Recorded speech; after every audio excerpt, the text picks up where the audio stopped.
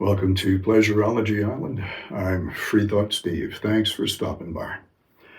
My topic today is cosmic orgasms, unlimited, totally sex-positive, Ganjadelic pleasure science for happiness radicals.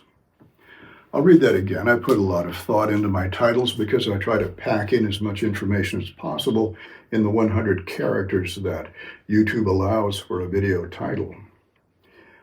Cosmic orgasms, unlimited, totally sex-positive, Ganjadelic pleasure science for happiness radicals. I'll just unpack this title for you. Let me start with cosmic orgasms. Cosmic orgasms, I've been having cosmic orgasms since 1975. And the reason I say cosmic orgasms unlimited is that once you learn the trick of having cosmic orgasms, you can give yourself a cosmic orgasm anytime you want, reliably. It's like riding a bicycle. You learn how to do it and then you know how to do it.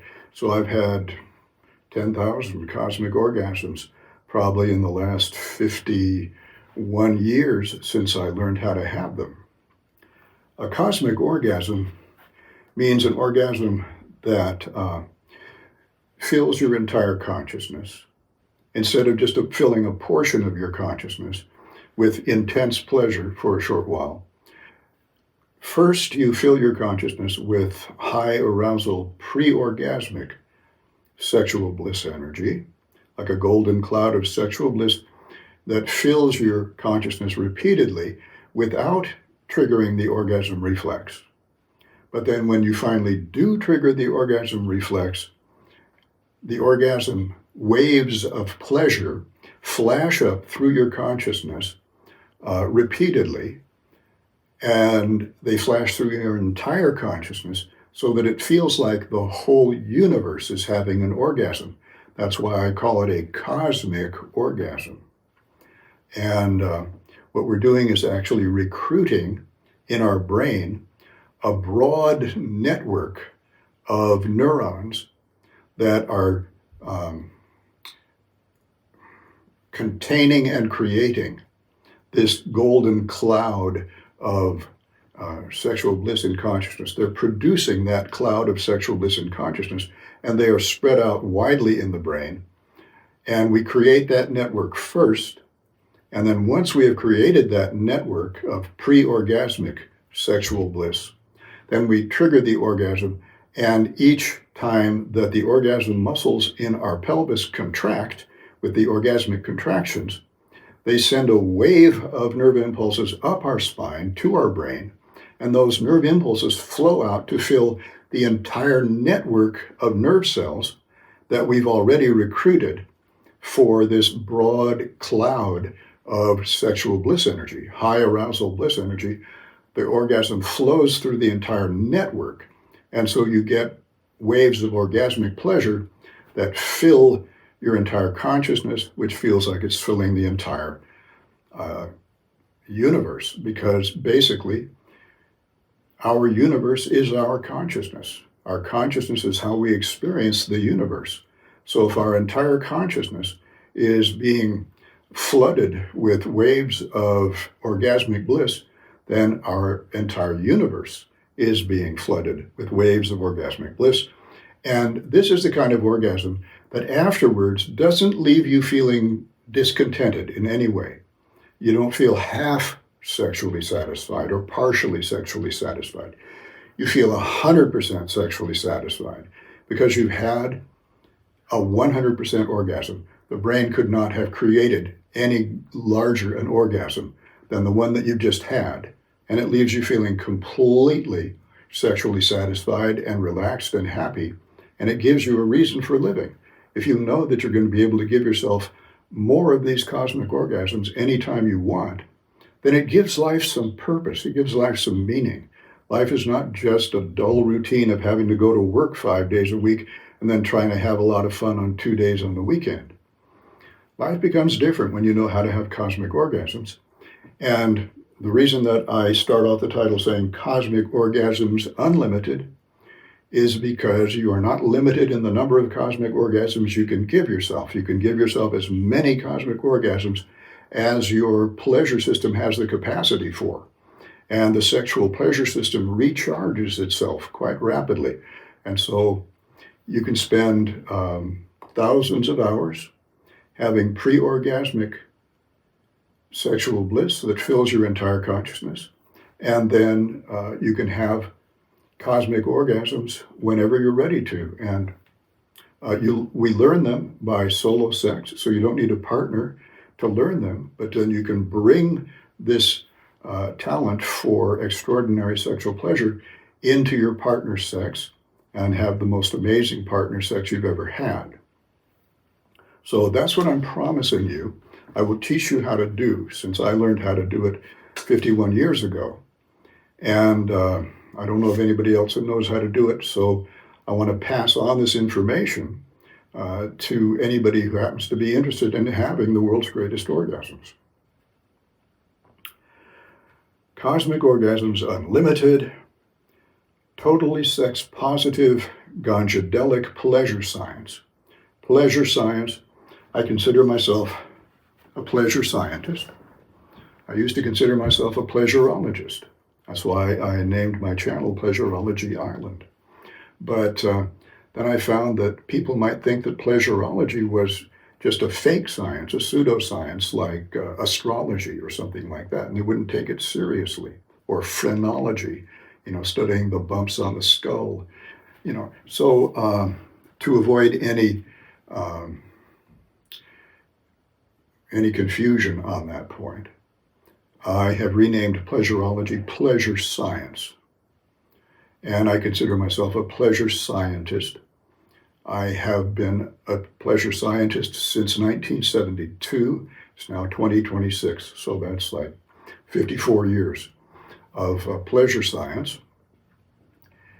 And pleasure science is the science of using the pleasure system that all of us have been given by our genes. Our genes have caused us to grow a human body with a human nervous system and human sexual organs.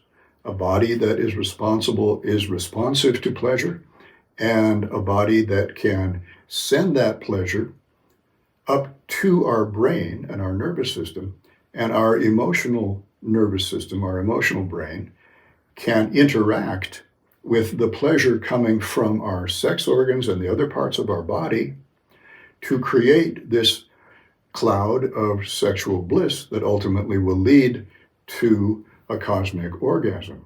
So pleasure science is the science of optimizing our pleasure system, our internal pleasure system that really begins with our nervous system and spreads out to our body and then comes back from our body to our nervous system and to our consciousness. This is our pleasure system. Pleasure science is learning how to optimize our pleasure system so that we can experience and generate as much pleasure for ourselves as our consciousness can possibly stand. And so pleasure science is not something that is just easy to do or happens accidentally, okay? It has to be cultivated. It has to be developed very specifically, and I will teach you all the specific exercises you need to know in order to practice pleasure science and recover your natural ability to experience pleasure, which has been diminished over the years by a habit of nervous anxiety and tension in your emotional brain that has spread throughout your body so that your body is in a state of chronic tension. And you don't even realize it. You don't feel it because it's so normal. You don't realize how agitated and how tense and how inhibited your emotional brain is until you have something to compare it with, which is what happens when you learn how to get really relaxed. And that brings me to the other aspect of pleasure science, the first aspect, which is Ganjadelic pleasure science. Ganja, of course, is the Indian word for cannabis. And Ganjadelic has a very specific meaning. It's not just a goofy, funny thing to say.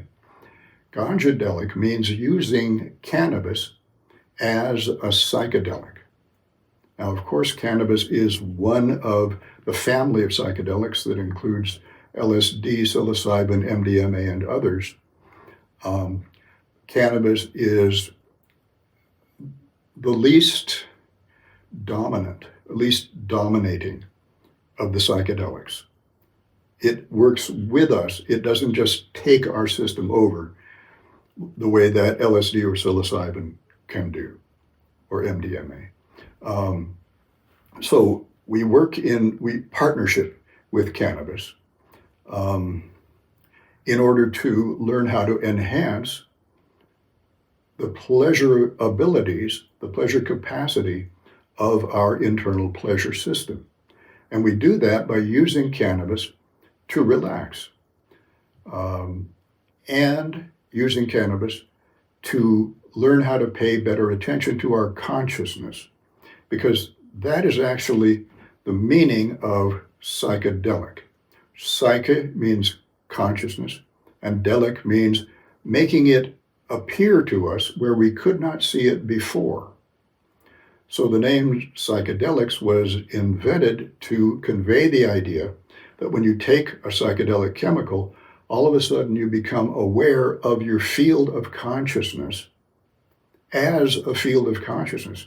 You start to be able to observe your own field of consciousness.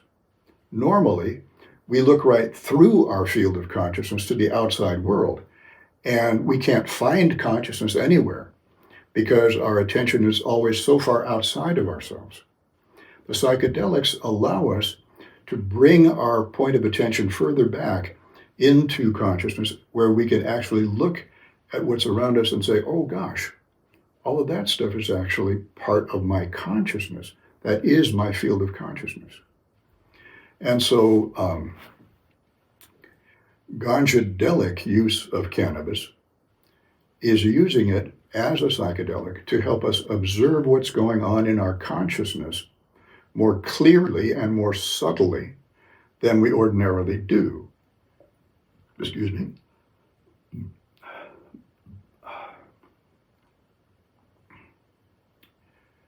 We use cannabis in conjunction with certain consciousness observing practices.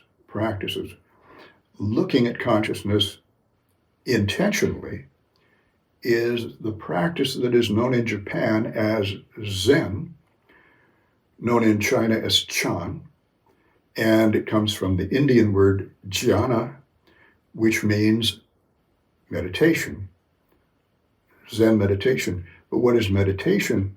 Meditation is not, in Zen, it's not just like getting lost, hypnotizing yourself with a mantra that you say over and over again, and that eventually gets you nice and relaxed, and that's very good emotionally. But Zen is different. Zen is mind-clearing meditation, or clear mind meditation. We learn to clear our mind of distracting thoughts. The thoughts are filling up the center of consciousness like a fog, but we're not aware of them because they've always been there. And so we don't pay any attention to them. And our daydreams float before our eyes, coming between us and outside reality. And so we're always operating in a kind of fog of thoughts. And sometimes we pay better attention to outside reality when an emergency happens and we have to pay full attention. I call that a Zen moment. Because when you suddenly have to pay attention to something that's going on, you do clear away that fog of thoughts and you give 100% of your attention to what's going on. So Zen meditation is learning how to be relaxed, but put the mind in that same state of paying full attention to what's going on rather than being lost in a fog of thoughts. And some people, a lot of people have tried this kind of meditation, and sometimes they find it very difficult. And I have invented some techniques using music, listening to music. So it's very pleasant to learn how to minimize thoughts and instead focus our attention on the music that is playing and try and keep our attention focused on the music. And also, I never do meditation sitting up anymore. I stretch out in a recliner chair. There's no point your body being uncomfortable while you're learning how to pay attention to your consciousness. Relaxing, meditating in a recliner chair is great because you can do it as long as you want without tiring out your back or your shoulders or your neck, and without having to put your legs in some weird kind of cross-legged position that hurts your knees. So relaxing meditation, mind-clearing meditation is very good to do, and cannabis allows us to do that with special vividness. We can pay attention more vividly to whatever's going on in our consciousness. We can be aware of thoughts when the thoughts are there, and then we can be aware of clearing the thoughts and creating a space in consciousness. Now, why is this important for pleasure science and for cosmic orgasms? Where do orgasms take place? Orgasms do not take place in our sex organs. Our orgasms, they feel like it, but they don't. The sex organs are the source of the nerve impulses that come up the spine to the brain that go into consciousness. But it's in consciousness that we experience the orgasm. If we had a spinal anesthetic that blocked off the feeling coming up from our sex organs, the sex organs could be having an orgasm. The orgasmic muscles could be contracting just the way they do during an orgasm, any orgasm. And those impulses would come up the spine, but they would get blocked before they got to the brain. And the brain would not feel that orgasm. We would not experience the orgasm. Orgasms are experienced by us only when those sensations come into consciousness. And that's where we experience the bliss of pre-orgasmic sexual arousal and orgasmic waves of pleasure in consciousness. Now, what that means is, if you're going to have a cosmic orgasm, where you fill consciousness first with high-level sexual arousal bliss, and then you trigger an orgasm, and the orgasm flows up through consciousness, and you experience the waves of pleasure throughout your entire consciousness. In order for that to happen, two things have to happen with consciousness itself. First of all, we have to stabilize our field of consciousness. Most of the time, our field of consciousness is jumping around. We're looking from one thing to another, paying attention to this, then paying attention to that, and our consciousness is all kind of jumbled up, and we never get a very still, stable field of consciousness. It's as though you had a goldfish bowl, and you put a spoon in it, and you were constantly stirring it around, and the fish were kind of swimming around trying to dodge the spoon, and the water was swirling around, and if there was any plants in there, they'd go swirling around too. That's what our ordinary consciousness is like. And what we want to do is stabilize our attention, which is like taking that wooden spoon out of the bowl and letting the water settle down until the whole fishbowl is calm and peaceful, and we can see through it very clearly, limpidly, and we can be aware of it. And that's the first thing we have to do with consciousness, is we have to stabilize our attention so that consciousness becomes stable. And then we need space within consciousness for that cloud of sexual arousal bliss to fill consciousness. We need space there. We need to have free neurons, free nerve cells that are not being occupied by something else, so that they can be filled with sexual bliss energy and then sexual orgasm energy. So we need to make space in consciousness by eliminating that fog of thoughts in the middle of consciousness that takes up a lot of space in there.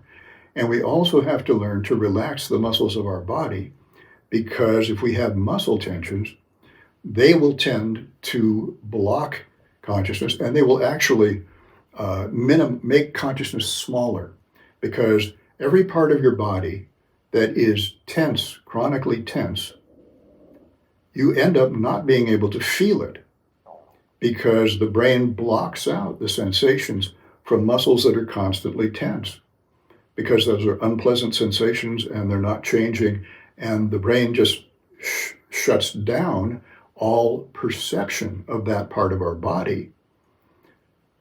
And when you learn how to do muscle relaxing exercises, which I will teach you a whole set of, you gradually recover your feelings from your body.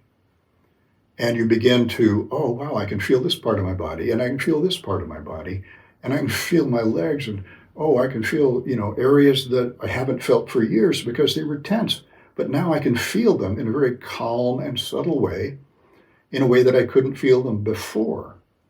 And cannabis is very important in learning how to relax all these muscles, because cannabis amplifies the sensations that are coming from our muscles, so that we can tell more clearly when a muscle is tense and when the muscle is relaxed. And Zen meditation, mind-clearing meditation, attention-focusing meditation, not only clears away that fog of thoughts and stabilizes consciousness, the field of consciousness itself, but Zen lets us learn how to focus our attention right where we want it to be. And we learn to intentionally focus what it is we're paying attention to. A very, very important skill in life, one of the most important skills. And so when we get high and we can feel our body more subtly and more sensitively, and we can do our muscle loosening exercises, we can use our Zen focus of attention to really pay attention to our body and really notice where we're tense and where we're relaxed. And we can gradually learn to totally relax our body. So that's what I like to do even before I do my lying down Zen meditation in the recliner chair. First, I like to get high. That's what I do first thing in the morning every day. I use gummies, by the way. I don't want to wreck my lungs with smoke. And so I would strongly advise you to move to some place where you can legally get cannabis in the form of gummies and use them instead of smoking cannabis, so that you preserve your lungs. Your lungs are very important. So I get high, then I stretch out the muscles of my body, relax them, and then I lie down in my recliner chair. I'm still high, and now I can start doing my Zen meditation and really pay attention to each part of my body. Do what they call a body scan. You use your attention to focus your attention on each part of your body and make sure that you have let go of any tension in that area of your body. And then we can do slow rhythmic breathing. We can do listening to music. The rhythmic breathing is really good because it calms us down emotionally. And that's one of our other goals. We want to have a stable consciousness. We want it to have space that's free of thoughts in the center of it. And we want to be able to focus our attention where we want it to be.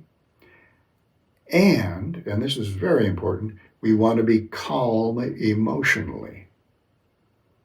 And there's a particular part of our brain called the emotional brain, right in the center of our brain. And the emotional brain is where this chronic tension in our bodies starts from. The emotional brain has muscle outputs to the body, causing our muscles to tense up when our emotional brain is agitated or anxious, tense or angry, or in any other kind of unpleasant mood. Our emotional brain will tense up our body, and it will interfere with our breathing, and it will make us think more. It'll make us have thought fog intensely in our consciousness all the time. So one of the keys to pleasure science is learning how to relax the emotional brain. let the emotional brain calm down. And that's really the key. Emotional relaxation brings about physical relaxation. And emotional and physical relaxation are essential for becoming sexually aroused in an effortless and gradual way, so that our arousal doesn't overwhelm our pleasure system and trigger orgasm. If we are relaxed, we can let sexual arousal happen spontaneously, and we can absorb whatever energy the emotional brain releases each time we get sexually turned on. We can absorb that energy in consciousness without triggering an orgasm. But relaxation, emotional relaxation, is essential for that. Let me get back to my title here. Okay, so that's Ganjadelic pleasure science. And this Ganjadelic pleasure science is also totally sex positive. It's totally sex positive Ganjadelic pleasure science. Totally sex positive means that our culture has had the wrong set of sexual values for thousands of years. And in the last 2,000 years, or last 1,500 years particularly, that set of misguided sexual values has been promulgated by the dominant worldview in European and American culture and any Catholic or Christian area around the world. Christianity is the sex-negative worldview that has dominated our culture. And so that was one of the things that the psychedelic counterculture of the 1960s and 70s was rebelling against, was the sex-negative attitudes of Christianity.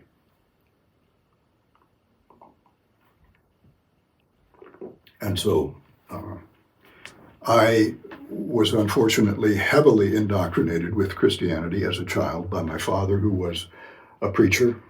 And so one of my struggles all my life has been to rid my brain of the old sex-negative Christian values and replace them with new, rational, positive, sex-positive values.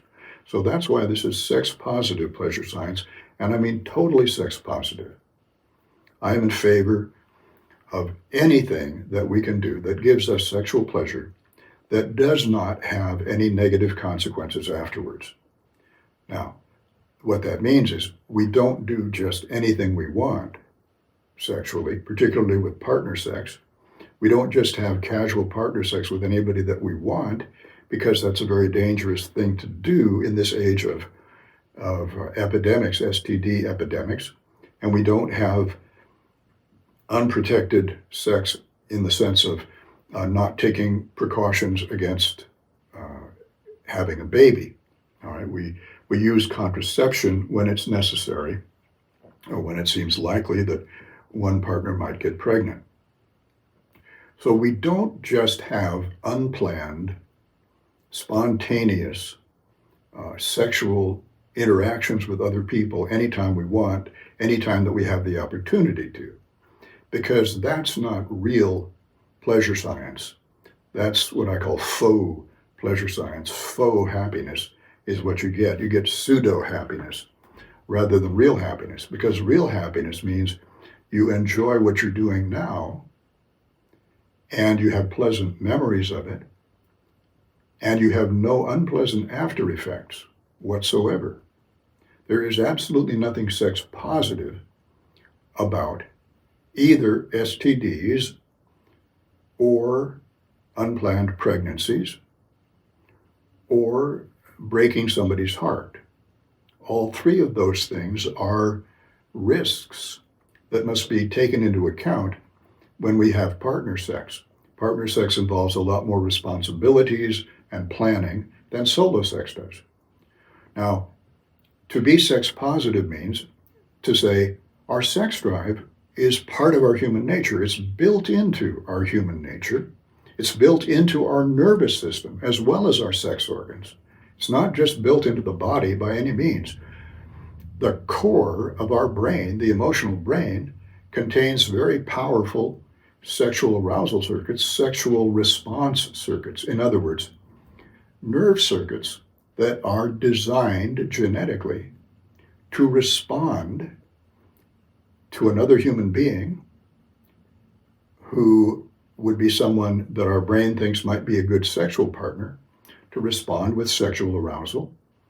And our emotional brain responds with sexual arousal whether we are actually engaging in activity and flirtation or courtship or sexual activity with someone, or whether we're just imagining it. Our emotional brain will respond either way. And that allows us to become sexually aroused and have orgasms and satisfy our sex drive. And that is the normal thing that we need to do from the time that our sex drive starts to be strong and urgent, which is when we hit puberty. We begin to, and even before that, of course, we have sexual feelings from childhood on upwards. But at puberty, then the nerve circuits that produce sexual responsiveness and sexual arousal mature about the time that we hit puberty.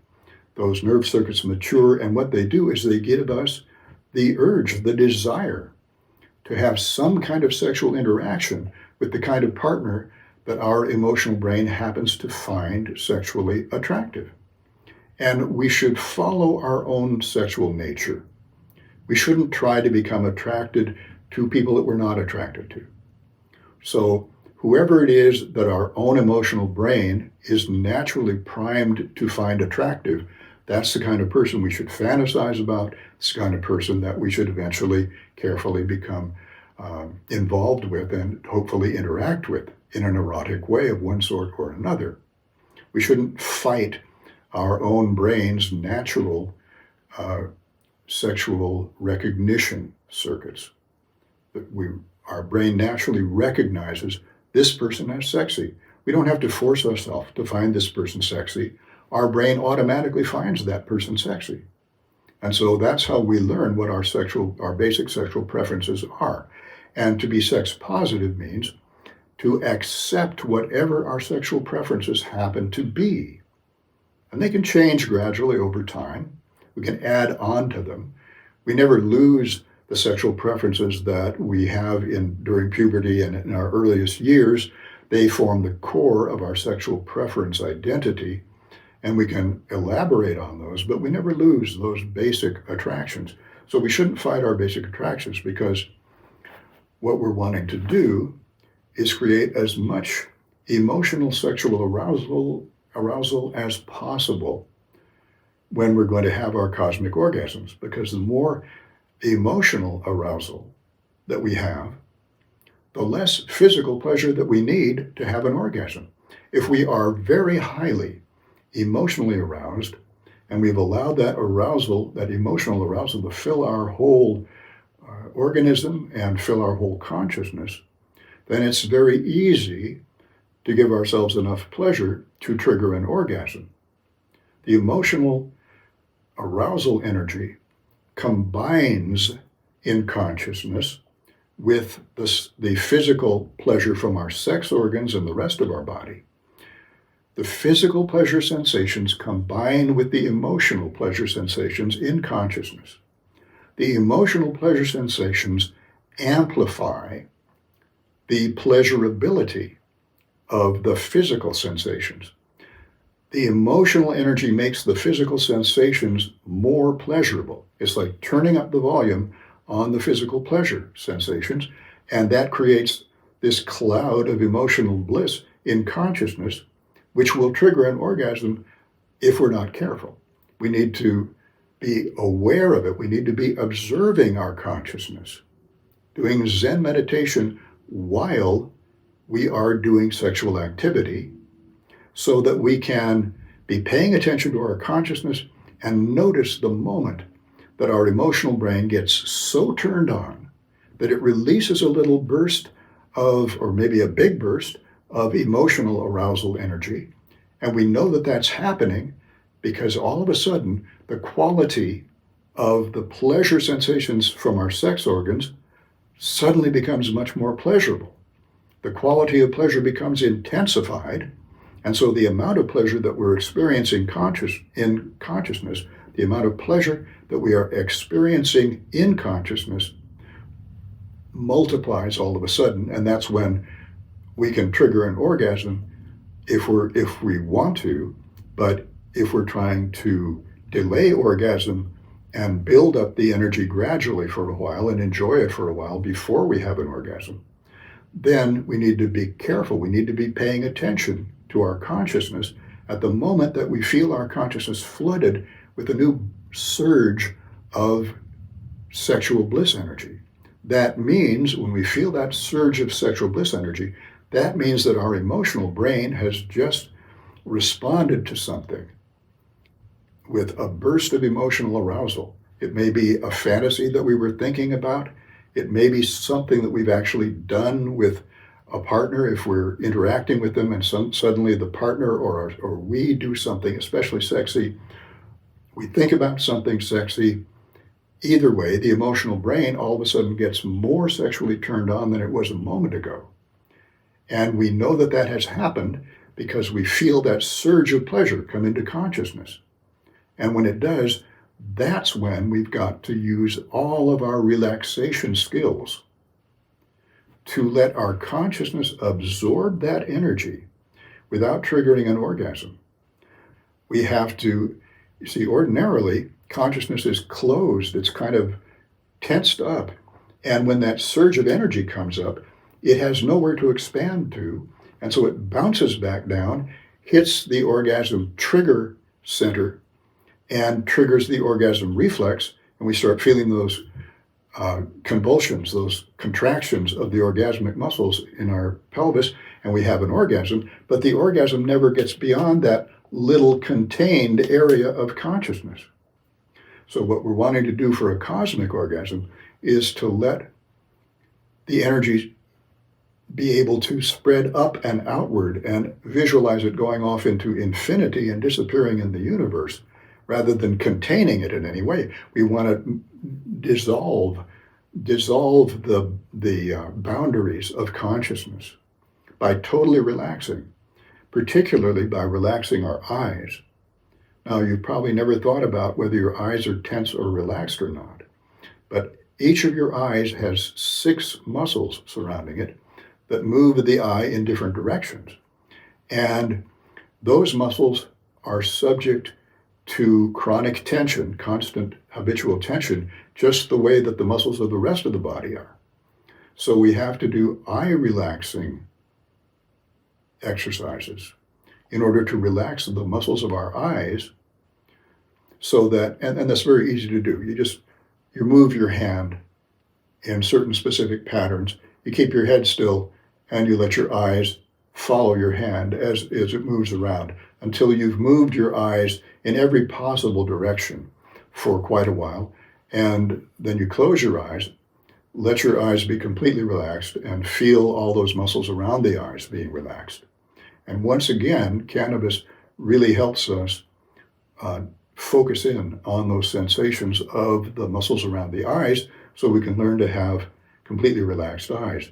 Because having relaxed eyes, when we feel a surge of sexual energy coming up into consciousness, having relaxed eyes is one of the things that allows that energy to pass through the area of the eyes and pass out into consciousness in all directions. If the eyes are tense, they will help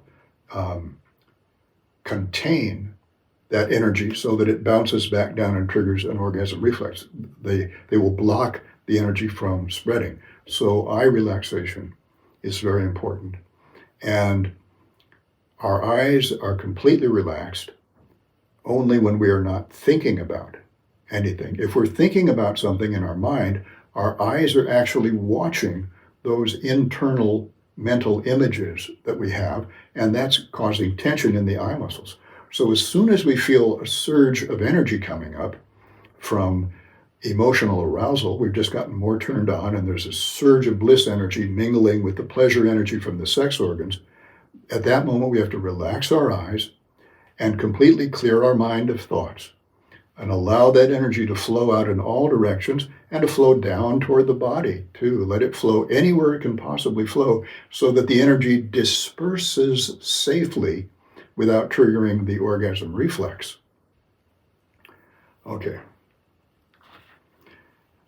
And the last part of my topic, Cosmic Orgasms Unlimited, totally sex-positive, Ganjadelic pleasure science for happiness radicals. I am a happiness radical. I became a student radical during the counterculture, and then when it became clear that we were not going to get major changes in the social structure of our society, capitalism wasn't going to go away, it was going to continue. Political activity became less, it became futile, basically. And so instead of being a political radical, I became a happiness radical. For a while, I wasn't anything. I wasn't sure what I would be. But then when I encountered pleasure science, I realized now here is the most important thing there is in life. Happiness is the most important thing in life. That's what the counterculture was all about, was saying, life is not about just working and making money. Life is about actually enjoying life as we live it, taking time to stop and smell the roses. If it feels good, do it. If it feels good, nowadays they say, do it a lot. But I would say, if it feels good, if it feels really good, don't just do it a lot. First, learn how to do it as well as you possibly can. And that's what pleasure science is about. Learning how to do things that feel good, feel really good, as well as we possibly can, so that they feel as good as they possibly can, and we get the most happiness out of them. And so I became a happiness radical when I learned how to do these physical loosening up exercises that led me to doing Zen meditation and also emotional release work, which I'll talk about next time. And I realized this was the most important thing I could do because it made me feel good. I didn't have a lot of money, but one of the happiest years I ever spent was living in a Volkswagen van down in Florida. I was still in college. Like I said, I had just finished getting my bachelor's degree, and I was kind of taking a year off, a gap year, as they say. I went out to Wyoming first and worked on a geophysical survey crew, tramping through the desert all day long and camping out in my sleeping bag and, just living a real simple life and saving all my money, and then bought a Volkswagen van and drove down to Florida and got a job working in a hotel right across the street from the beach. So I was sleeping in my van in the hotel parking lot, wake up in the morning, drive across the street, literally, to the beach, park my van there, open the side door of my van, and I had a little platform that I slept on in the back. It was just a carpeted platform, but it was big enough to do yoga in. So I would do my morning yoga, my stretching out exercises, and then I would go to the beach, enjoy being in the sun, and I started learning how to do long distance swimming offshore. And I just had a wonderful year, just feeling good because I had learned how to do pleasure science. And the more relaxed I got, the better I felt. And that was even before I learned how to do cosmic orgasms. It wasn't until the following year that I learned how to do cosmic orgasms. But anyway, I became a happiness radical. I said, happiness is what counts in life. I didn't have any money that year. I lived in Florida. I was living on $7.50 or $10 a week. I was eating at the restaurant and sleeping in my van. I didn't have much expenses.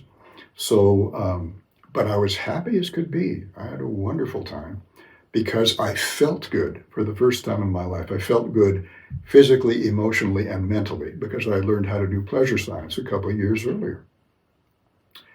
So I became a happiness radical, meaning that I was willing to do things that are considered quite unconventional by straight society, by normal society, and that people might laugh at me about. If you're scared of people laughing at you, you live in prison. You're letting other people imprison you. People who do pleasure science have to not care what other people think. What we need to care about is how we feel. Doesn't matter what other people think or what they feel. What matters is how we feel. It's our own consciousness that counts. And so you have to be really radically devoted to happiness in order to successfully go through the pleasure science program and start giving yourself cosmic orgasms. But all it requires, it doesn't require a lot of money. It just requires time and effort on a daily basis, an hour and a half of doing pleasure science and relaxation stuff in the morning over a long period of time will gradually help you learn how to relax and optimize that pleasure system that exists inside our body that creates the pleasure in consciousness that we're going to learn how to do. I'll talk about that a little more next time. Thanks very much for listening. Talk to you again soon.